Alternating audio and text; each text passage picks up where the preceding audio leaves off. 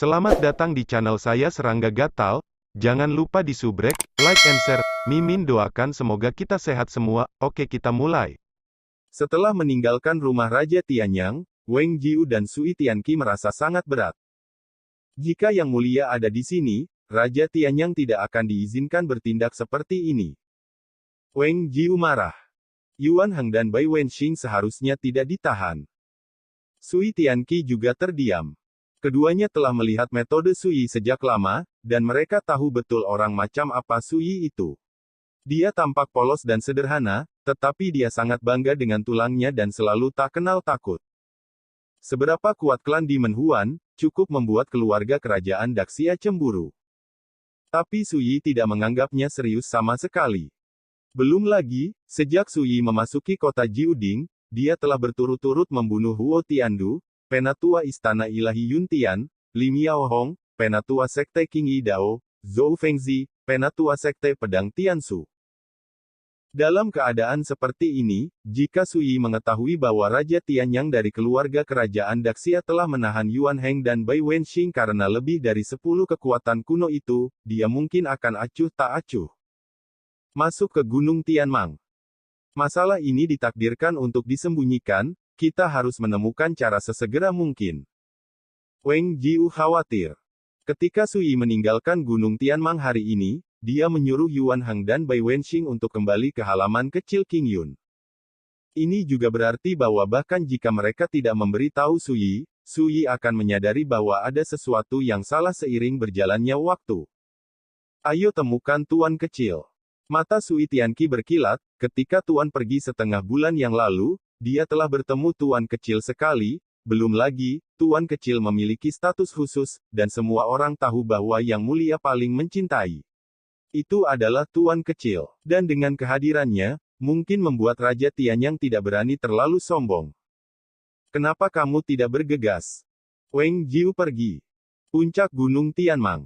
Di paviliun yang sederhana dan elegan.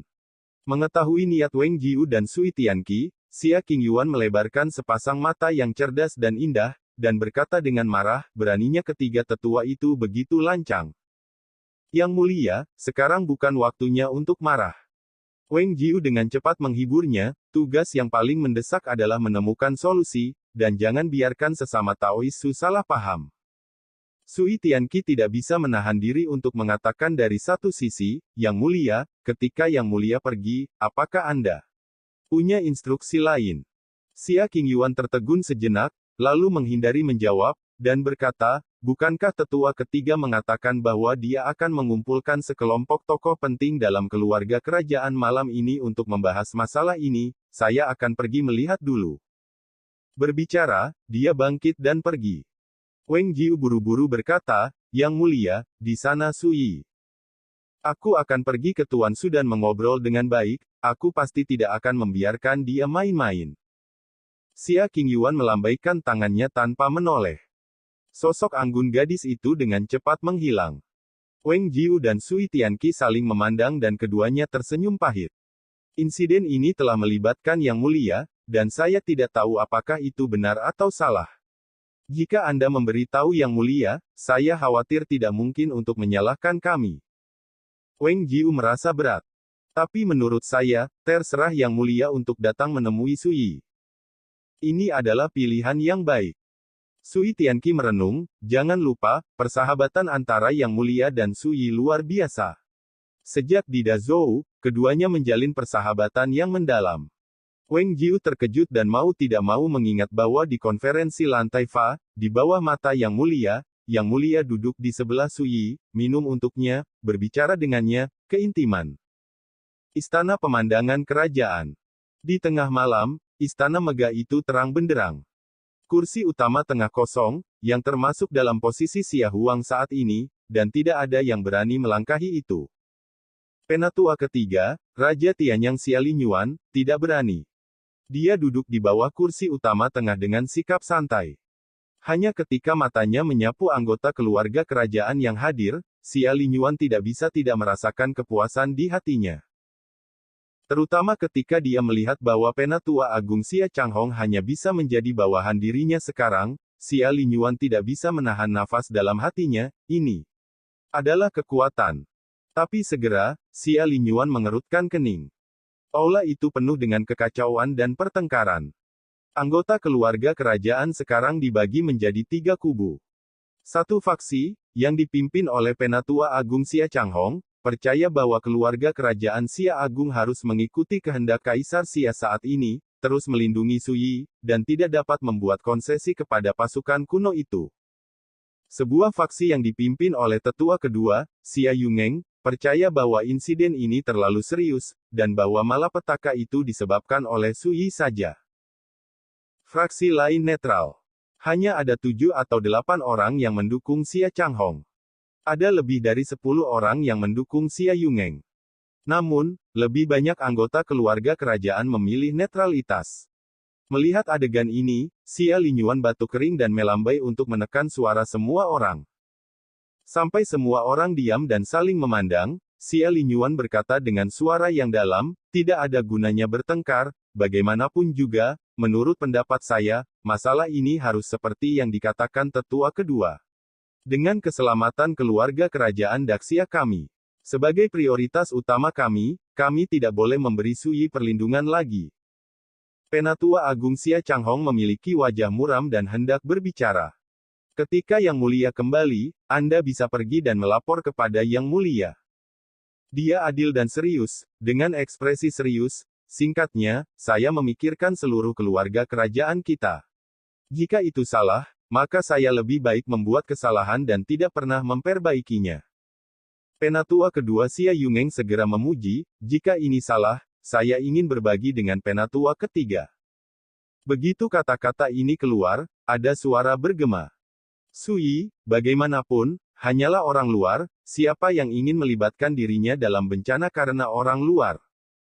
Melihat ini, Xia Changhong dan tokoh-tokoh besar lainnya terdiam, wajah mereka jelek, semua orang tahu bahwa segala sesuatunya tidak dapat diubah. Kamu tidak perlu khawatir tentang sikap Su Yi, dia menyebabkan bencana ini, dan dia harus mengurusnya sendiri. Bagaimana mungkin ada alasan untuk menyalahkan keluarga kerajaan Daxia kita karena tidak membantunya?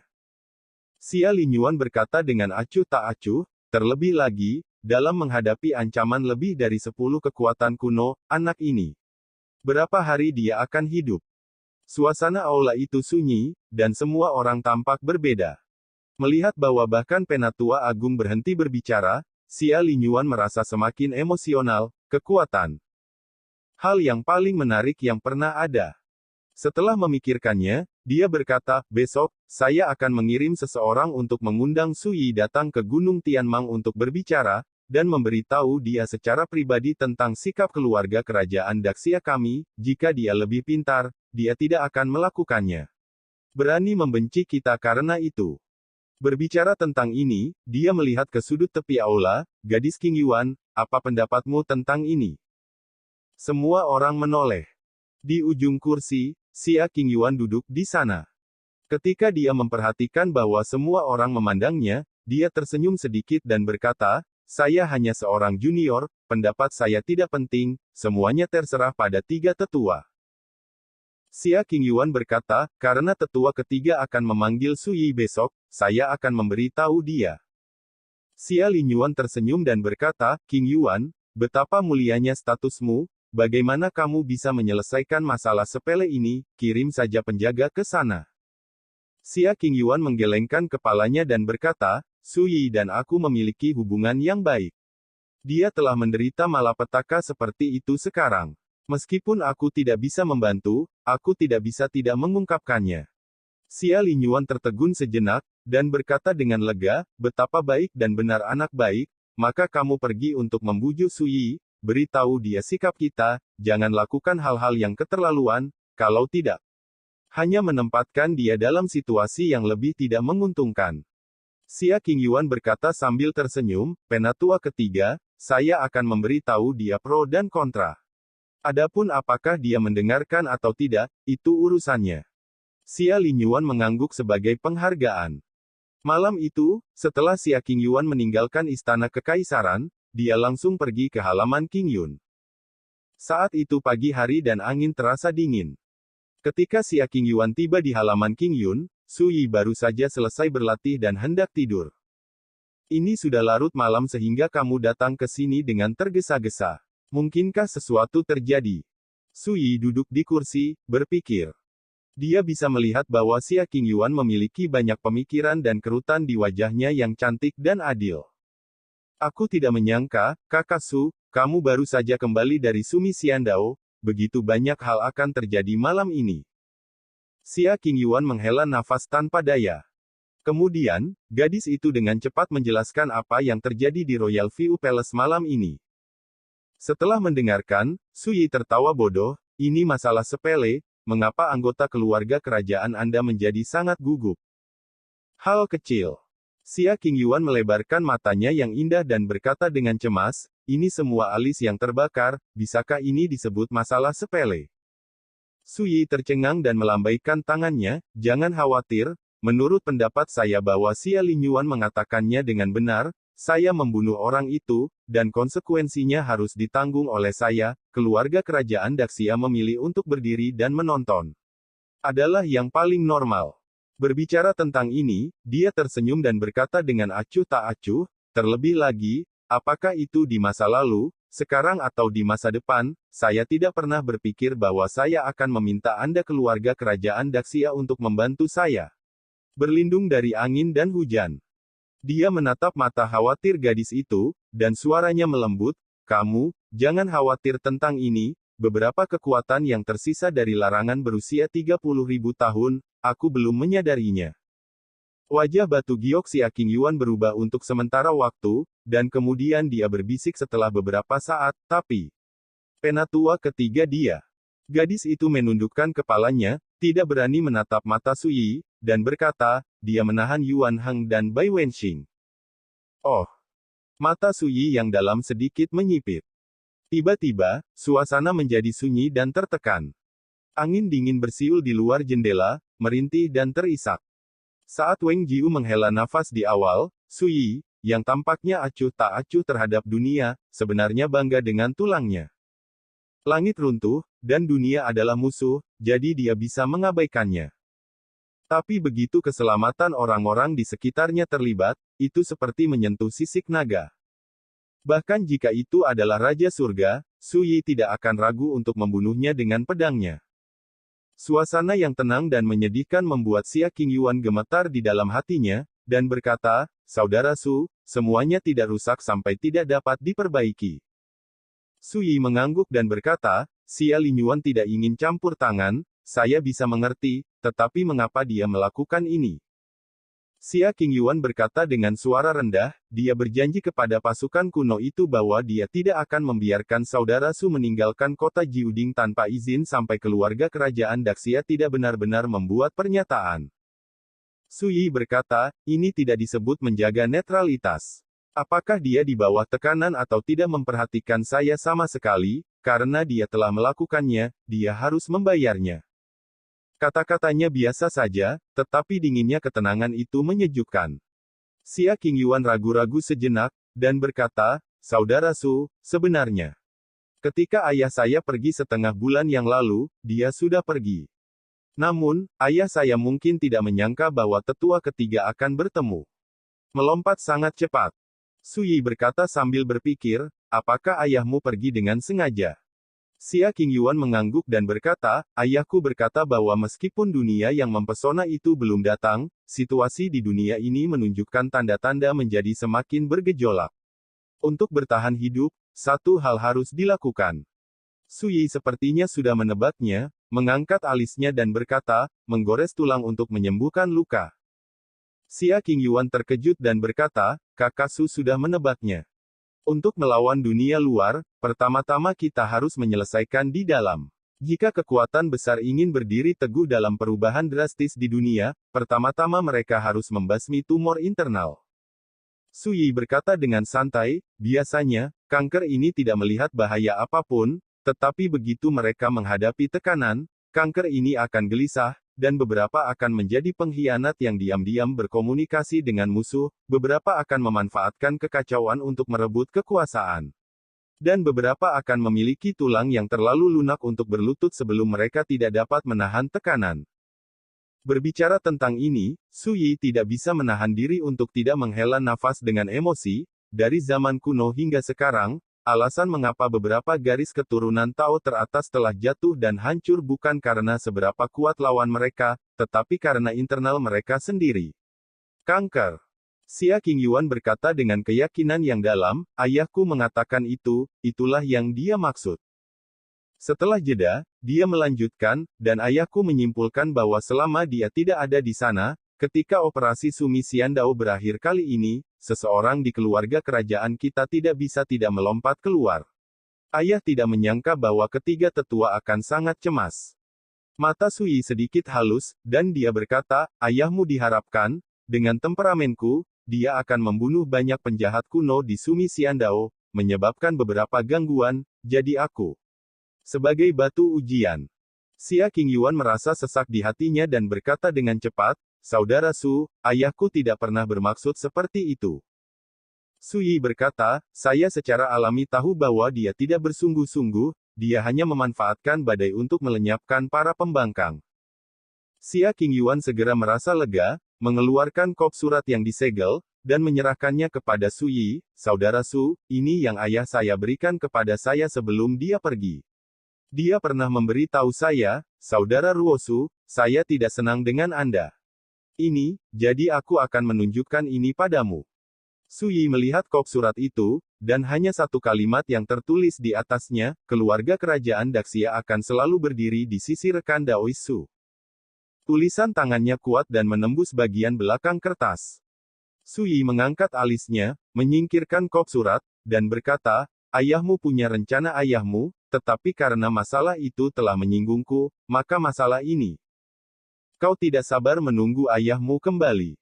Xia Qingyuan gemetar di dalam hatinya dan berkata, Saudara Su, mungkinkah? Bukankah Xia Linyuan mengundangku untuk membuat janji besok, maka aku akan pergi menemuinya. Su Yi berkata dengan santai. Kamu mengharapkannya. Su Yi melirik gadis licik dan cantik itu. Xia Qingyuan berkata sambil tersenyum, dalam perjalanan ke sini, saya berpikir, jika Saudara Su tahu tentang ini, apa yang harus saya lakukan? Saya menelan amarah saya. Lalu kekhawatiranmu sebelumnya juga dipalsukan. Su Yi bercanda. Xia Qingyuan menggelengkan kepalanya dan berkata, itu tidak benar, saya di sini malam ini, satu-satunya hal yang saya khawatirkan adalah bahwa Saudara Su, Anda akan salah paham dengan ayah saya. Su Yi tersenyum dan tidak mengatakan apa-apa. Hari kedua bulan Oktober. Di pagi hari, hawa dingin sedingin pisau, menusuk tulang. Su Yi bangun pagi, berlatih tinju, mandi dan makan, sama seperti sebelumnya. Saya pergi ke Gunung Tianmang untuk berjalan-jalan, dan saya akan segera kembali. Su Yi memberi perintah dan pergi ke halaman King Yun. Saudara Su, apa yang kamu lakukan? Wen Xinzhao bertanya dengan rasa ingin tahu. Pergi untuk menjemput Yuan Heng dan Nona Bai kembali. Su Yi berkata, sosoknya telah berjalan keluar dari halaman, ngomong-ngomong, siapkan beberapa anggur dan sayuran di siang hari, dan biarkan Yuan Heng dan yang lainnya menangkap angin dan debu. Bagus. Yue Xichan setuju.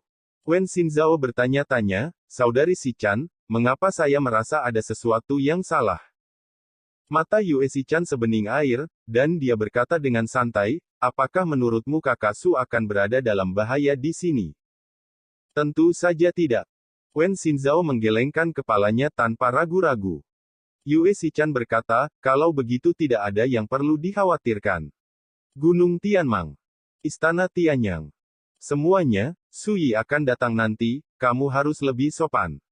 Bagaimanapun, putra ini telah dihargai oleh Yang Mulia, dan kekuatannya sendiri sangat luar biasa, jadi dia tidak bisa diabaikan dalam hal etiket. Xia Linyuan, yang berdiri tegak di kursi utama tengah, berbicara perlahan. Dia dalam semangat yang baik, mengenakan jubah piton, anggun dan kuat. Ada juga 5 tokoh besar keluarga kerajaan yang hadir, dan mereka semua mengangguk tidak setuju. Tidak peduli seberapa menantang Su Yi, dia menjadi sasaran lebih dari selusin kekuatan kuno, dan dia tidak akan bisa melompat untuk sementara waktu. Orang yang sekarat, mengapa Anda harus begitu peduli? Melihat adegan ini, mata si Li Yuan berkedip dan berkata, selain itu, saya sebelumnya telah memberitahu bahwa lebih dari 10 pasukan kuno akan mengirim utusan untuk datang, dan ketika Sui tiba, saya akan berada di depan saya. Wajah mereka, mengumumkan sikap keluarga kerajaan Daxia kita. Seseorang tidak bisa tidak berkata, hari ini. Bagaimana peristiwa besar seperti itu bisa ditunda lebih lama lagi? Si Li Yuan berkata dengan acuh tak acuh, semua orang melihatnya tadi malam, tetapi ada banyak orang di sekte kami yang menentang kami melakukan ini, untuk menghindari malam dan mimpi yang panjang, lebih baik untuk memotong kekacauan dengan pisau cepat. Semua orang mengangguk. Memang, badai yang disebabkan oleh Sui telah meningkat di kota Jiuding, dan saya tidak tahu berapa banyak orang yang memperhatikan. Dalam keadaan seperti itu, akan lebih baik untuk dapat memilih keluarga kerajaan Daxia dari badai ini sesegera mungkin. 3 orang tua. Sekian dulu update-annya, tunggu lanjutannya di channel saya Serangga Gatal, di subscribe ya guys. Terima kasih.